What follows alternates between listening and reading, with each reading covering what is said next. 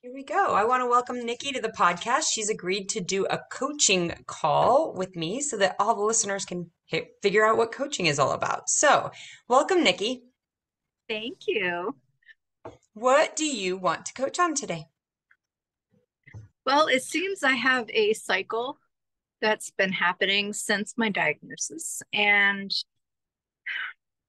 well, it's starting to get really tiring, and I need to change my mindset because how it's going now is I get my A1C twice a year. It's like I'm studying an exam. I get that result that I want, and then I lose all of it. I drive straight to get the ice cream from the doctor after I get my A1C, fall off the wagon until it's nearing that period of time for my next A1C. And then I have to start from a not so great place every single time. And it's just this roller coaster playing with my body and my brain.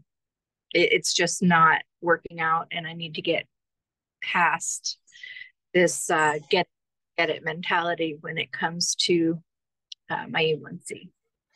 So, I want to make sure I'm understanding correctly. So, you'll get close to getting an A1C draw that's scheduled. Say you're scheduled for September 25th or whatever to get your labs drawn.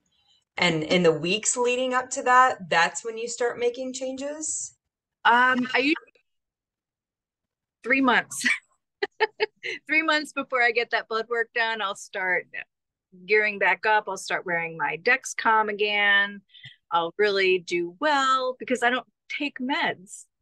So jump right back on and get all serious for 3 months until it's time for the A1C. And I do pre-tests from home because I act now test kits. I test my make sure it's right where I want it to be, get my test, and then eat the ice cream.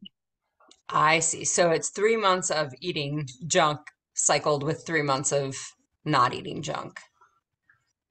So curiously, like, why do you think that it is that you do that? What is it about the 3 months of eating fabulous that requires a change? And I don't love that terminology. I eat good and I eat bad. I don't love that terminology in my life, but I think that that's pretty common. People understand that mindset that I eat the things that are healthy for 3 months and then I go and I eat the things that are unhealthy for 3 months.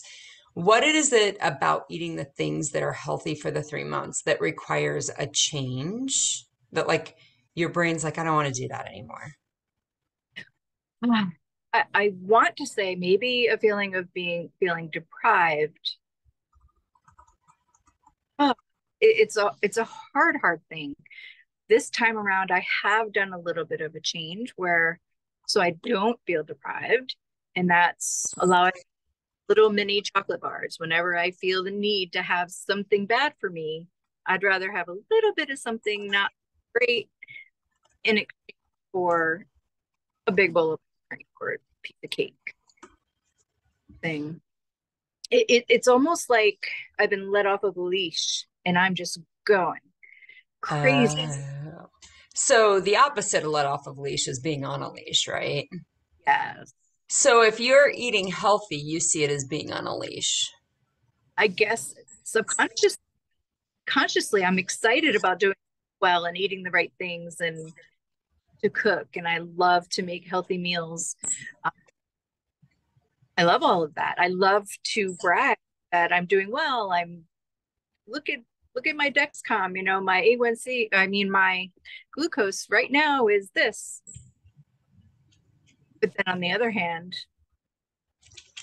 Yeah, so what do you think, like thinking of the moment that you would have to um go to the doctor and get your labs drawn and then coming home, or the 3 months after coming home, or the 3 weeks after coming home, what feeling do you think that you would have to feel to continue to eat the way that you had been before the doctor's appointment? I almost feel like if I had a high A1C and did not goal that would keep me going. Mm. I don't know. Or going more frequently would keep me So curiously, if you had a high A1C, what would you feel? Like shame shame. Why shameful?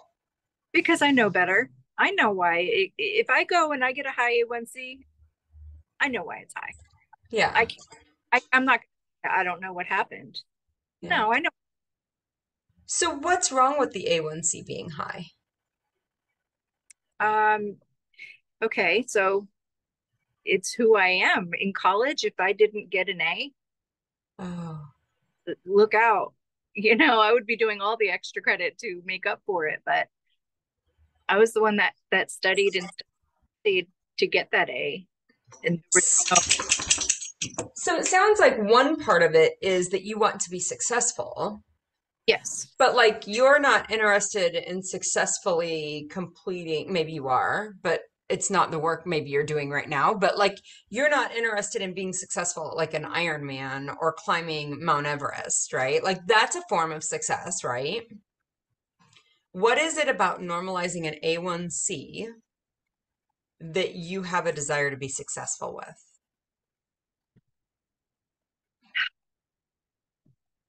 it's it's almost like a trophy. Mhm. Like I climbed Mount Yeah, Everest, it's a trophy that says what though? that I'm successful, that I've accomplished my goal, that I I But why set is this particular goal like important to you? Why is there a connection to this goal? to feel proud Mhm. that I can do it. What if you don't have an A1C that's normal? Other Then than feeling shame, what does it mean long term for you? it means that I'm not working for it. I'm not doing my part in being healthy. Yeah. What is it that, why is it important to be healthy? I've got children, I've got a grandson, I have a husband. I don't want to feel crappy. I was Yeah. feeling awful when I was diagnosed. And then after 3 months of misbehaving, You feel awful again. awful again. I feel awful after a couple days of misbehaving. It's mentally, physically, all of it.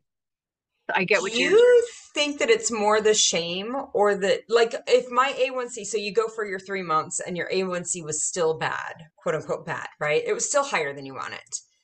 Versus when you clean things up and you're good for 3 months and you go and your A1C is good, and then you have 3 months of not eating the way you know you need to be eating. If that, before you go into that 3 months of not eating the way you know you need to be eating, if that initial A1C that you or that A1C that you did was high, is there more shame that would keep you eating healthy, or is it more of fear or feeling bad or worry that would keep you eating healthy? the shame. The shame. How interesting.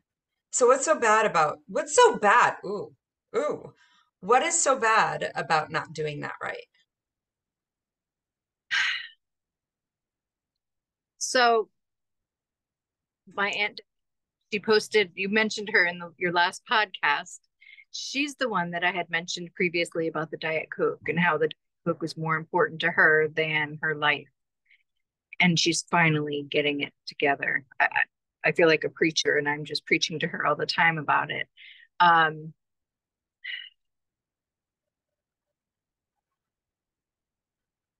I know how I feel when I see her not doing well.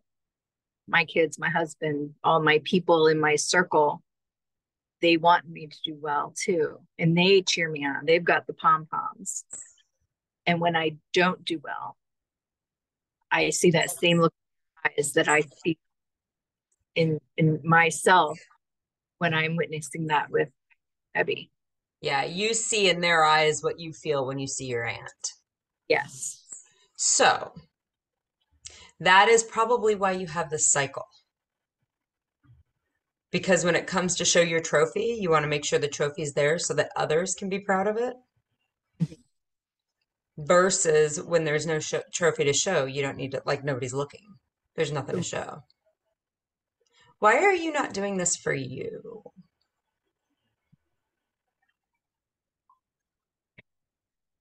Ooh, you're tough on me.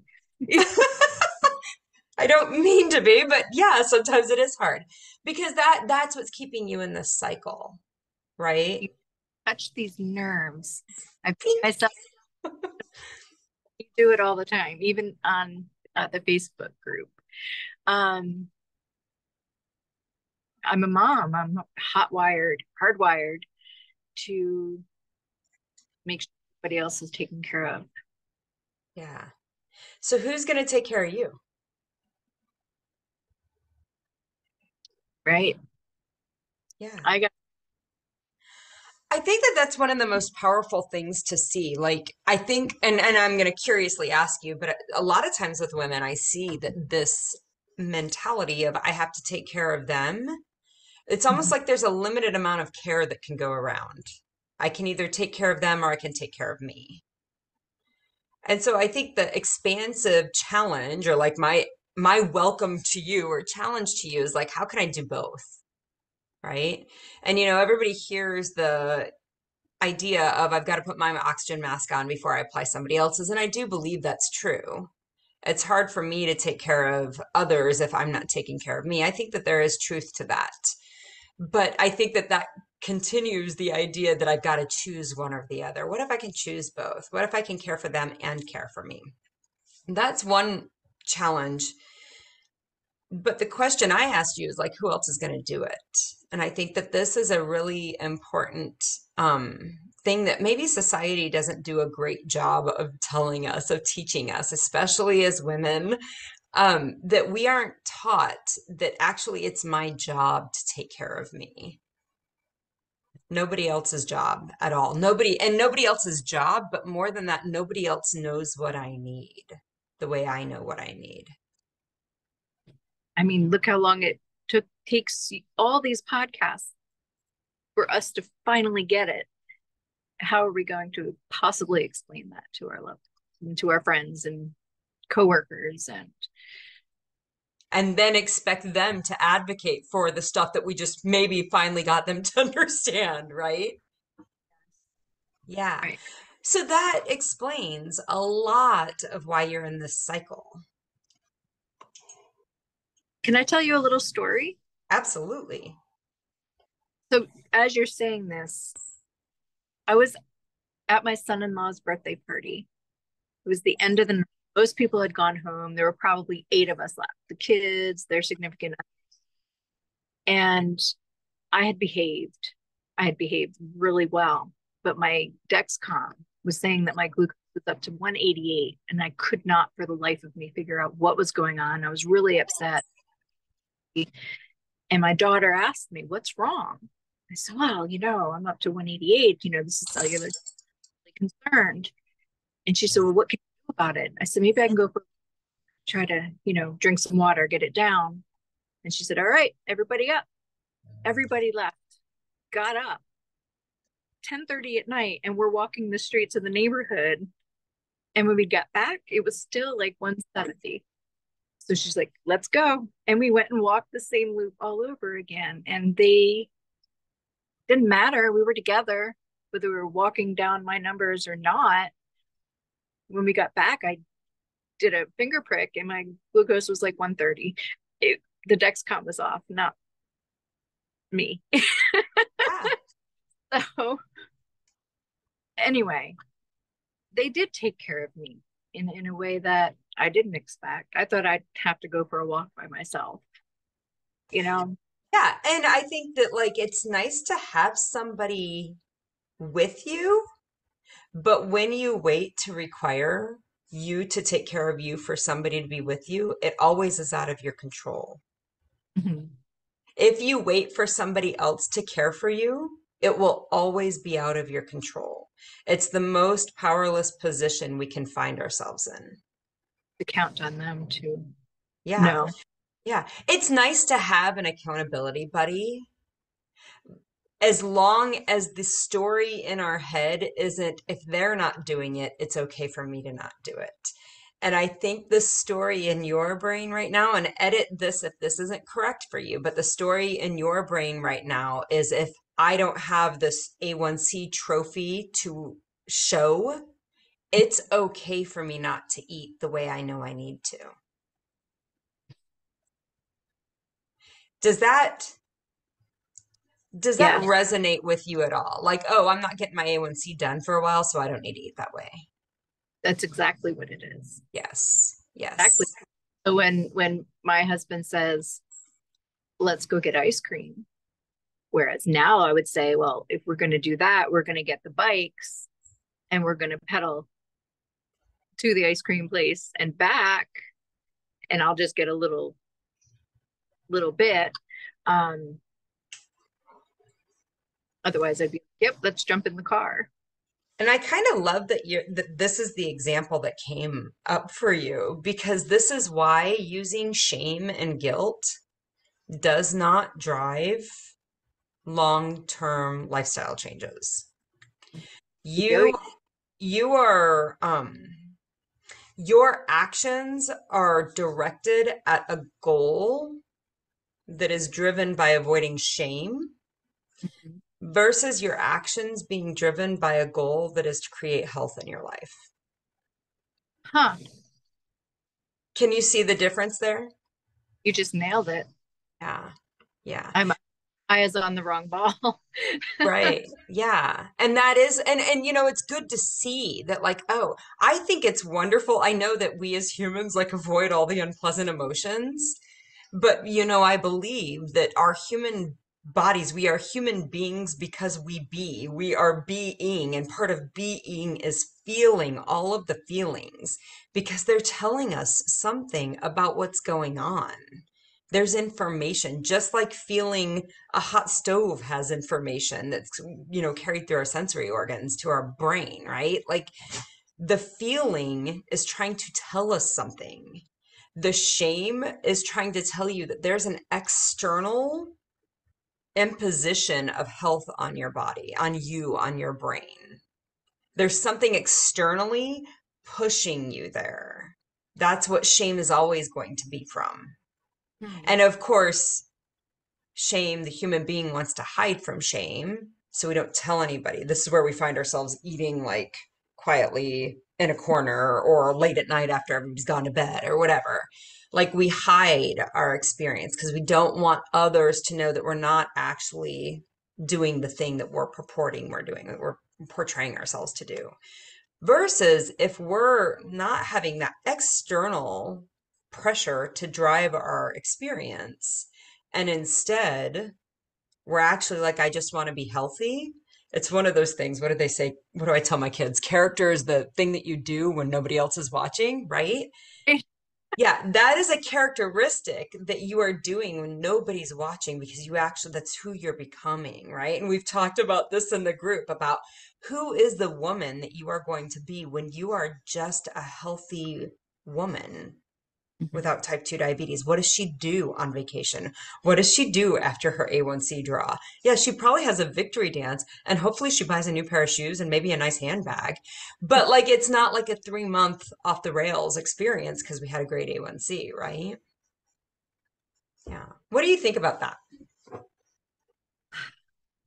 I think it stems back to that first doctor's appointment where I had switched primary care doctors, got a really good doctor who sat me down at my first blood work and said, you're diabetic. And after watching my family and how it's affected them, it was the end of the world in my brain. I never want to feel that feeling again. Yeah. Not the doctor said it to me in any ill way. It was just the reality of what I had done to myself.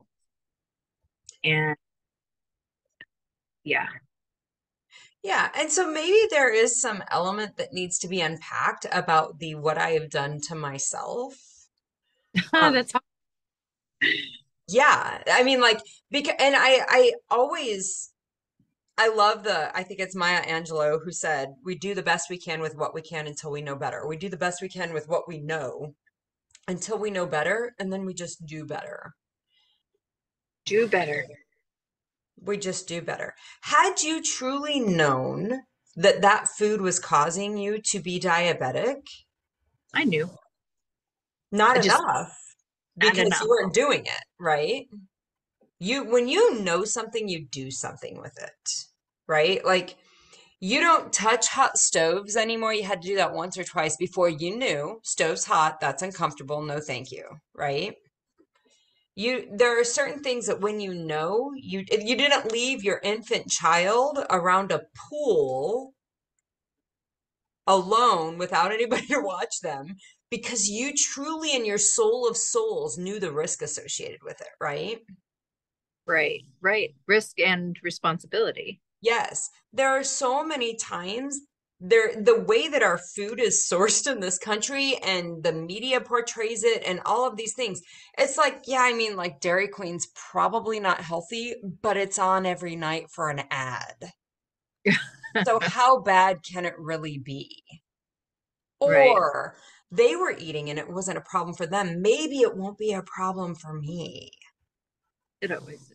But that's not knowing it though, right? That behavior that set you up for that appointment with your doctor did not come from it's always a problem. Right. It came from maybe it won't happen to me, Yep. right? Denial. Yeah, yeah. So I think giving ourselves grace that like I was doing like what I really thought. I mean, like we all take risks in life, right? Like we've all looked at our phone and read a text when we're in the car. Maybe we haven't all done that, but I mean that's a pretty common thing that we're like that's a risk. I probably shouldn't take it, but I do. We've, I don't know, maybe not all of us have went out in a place where we're like, do I wear a mask right now? Am I going to get COVID? And even before COVID, am I going to get influenza? I certainly saw that in my own experience. And maybe it's because I'm a healthcare provider and that was a situation that we found ourselves in. There's always an amount of risk that we're willing to take as human beings. However, most of the time, we're not going to have to pay the consequence for that risk. And a lot of times with this food business, we believe the same thing. Like, oh, I'm willing to take that risk because maybe I'm not going to have to pay the long-term consequence for that risk, right? And then, but the rude thing that we as humans do and that you're doing is like, oh, I was willing to take the risk, but then when it came to fruition, right? When the reality set in and you got the diagnosis, then you were kicking yourself in the teeth for it.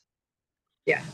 What if you just say, oh, I thought I was doing the best I could and it wasn't there? Like, I don't know that I need to beat myself up for it. How does that land for you? I feel like I would be lying to myself because I do know better. I know I wasn't doing my best. Yeah. Myself. Yeah. So what's wrong with lying to yourself though? Because you were doing it one place or the other, Right. I right? know. Right. And I I don't even like to think of it as lying. I like to think of it as like wishful thinking. Like I was hoping it wouldn't turn out this way, but it turns out they were right. And now I've got to stop doing that. right. You're right. Because I'm being honest, except for when I'm not. Right. Except for when the food's on the table and then I want to eat it, right? But I mean, there is that part. There is that desire part that we make up a story in our head and that's just the way the brain works. That's fine. But if your best friend brought to you this story and said, I didn't think it was going to happen. I kept eating the stuff. I knew it was probably a problem. My aunt has it. You remember her? Yeah, I remember her. You would have had this conversation with your best friend. And then she would have been like, and then I got the diagnosis. Would you have been like, yeah, because you were lying to yourself? But I You would. might be like, yeah, you probably saw it was coming, but does it need to be riddled with guilt? No, it would be more like, you know what? Today's done. Tomorrow's a new day. Let's go for it. Yeah, it's time to shit or get out the pot. You got Yep. the information you need, right? And I suppose it's I can give myself maybe an ice cream cone after an A1C instead of months of ice cream cones. Yes. Dang. Yes, absolutely. And that is part of it, is that there is, do you Yeah, I think part of the issue is one that we remove that it's okay, like a little bit's okay. We remove that thought. I think that's one of the most unhelpful thoughts that we as women give ourselves about food that's not healthy. It's not that it's going to kill you today, but it's certainly not healthy or okay, you know? And that kind of limits it. It's kind of like one cigarette. One cigarette ain't going to kill me. One cigarette ain't going to do me in. But if I smoke them every day for the next 3 months and I do that in a cycle for the next 10 years, like that's going to be an issue, right? It is.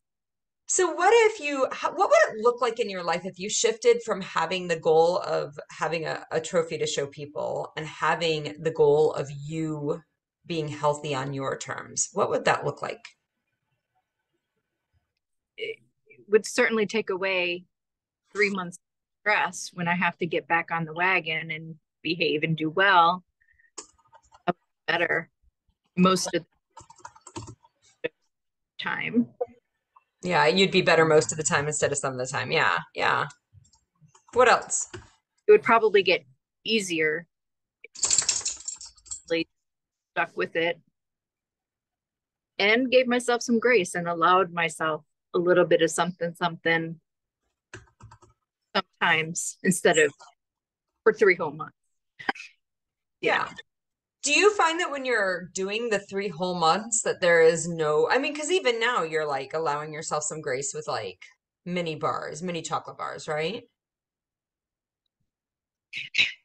I do find it's only been a couple with each period of time after that A1C, I'm not jumping in nearly as bad every time. I because I'm getting used to the lifestyle.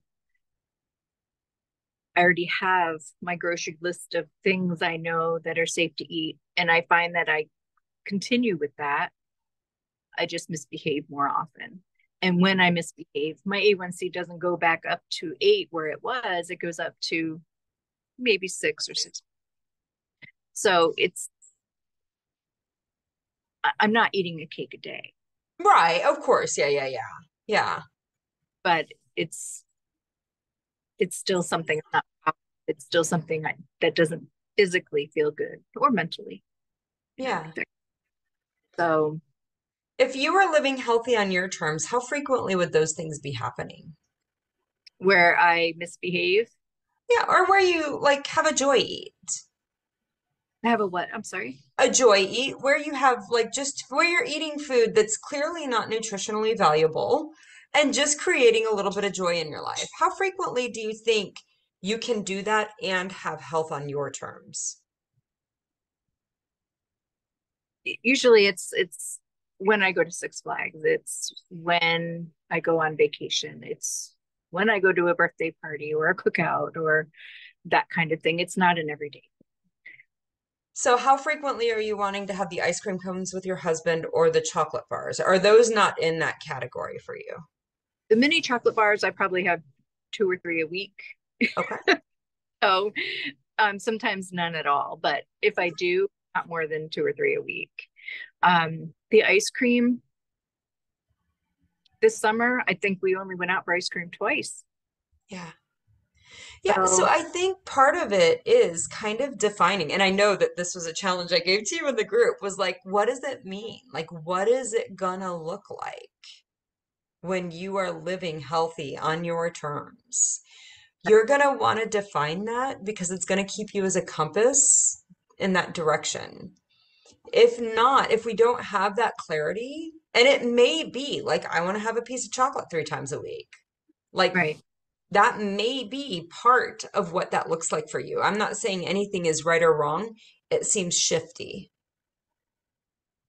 And when you're having like, well, I only am going to have those joy eats when I'm at Six Flags. Well, and when I go out to eat with ice cream with my husband a couple times a summer and twice a week or 3 times a week with chocolate bars. Like, where are those falling in that joy eat category? I that would get real clear about where it is that you believe living with a normal A1C for the rest of your life. Where are those experiences how frequently are those experiences going to be engaged? right. Okay. Hmm. Because if it's shifty, what ends up happening is we're like, oh, but maybe it's okay, or maybe it's not okay. And then when our A1C is dumpy, then we're all like living in shame, right? Right? Yes. Well, to be fair, those little chocolate bars, I Yeah, add my daily carbs and I stay within range, but the ice cream I always fall off yeah. every time.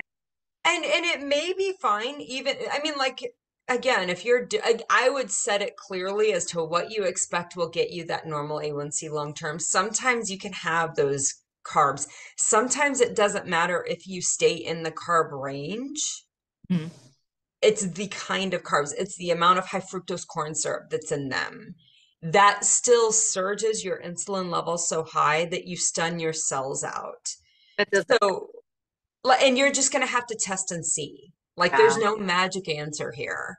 But you're going to have to set your compass, Yes. go there and see what's actually, as you head in that direction, what's actually there for your health Yes. before you're going to be able to decide, is that something I can or cannot do? Right. Right. It did So, take trial and error to finally get it. And now I'm on the 80% dark chocolate mini, and yeah. yesterday 30 after one of those. Yeah, yeah. And that may be like persisting that. And you may just be living on the knife's edge constantly of falling back over into insulin resistance versus falling out of it and into normal insulin function, right? So that is part of it. But if you can remove that shame, you're not pressured so much in the 3 months before your A1C that then you need to feel like, oh, it's finally done and I'm out of that pressure zone and the shame's not there and I can have some, pressure release, a valve, that releases that pressure for the next 3 months. Right, right. And that's what it is too. It's pressure, holding my breath for 3 months. Yes. Holds. Yeah. And you're doing it because it's directed at, like, there's this external force driving you to pull that A1C down versus internally, I want to live healthy. And how do I go forward from there? I need a new ball to focus on. Yeah. I would spend some time defining that for yourself because I think there's going to be a lot of good boundaries to, work within from that space. And I think that might get you out of this cycle that's exhausting. It is so exciting. Yeah. What do you think about that? I've never said this out loud, and it wasn't until you had said something on your Facebook group that triggered this whole thought, and I was able to relate to it. I think it was to somebody else, but it made me realize that I was putting myself on a yo-yo, and it's not healthy. So Yeah. Yeah. So, is that helpful for you? very helpful, very, very. I've made notes. I've been writing. Good, good, good. Well, I appreciate you coming on and doing this. You Sure. always know that you can always reach out to me anytime, and I'm happy to answer anything. Thank you. This was emotional, but fun. It can be emotional. Yes, there is crying and coaching. It can be emotional. All right. I am going to end the podcast.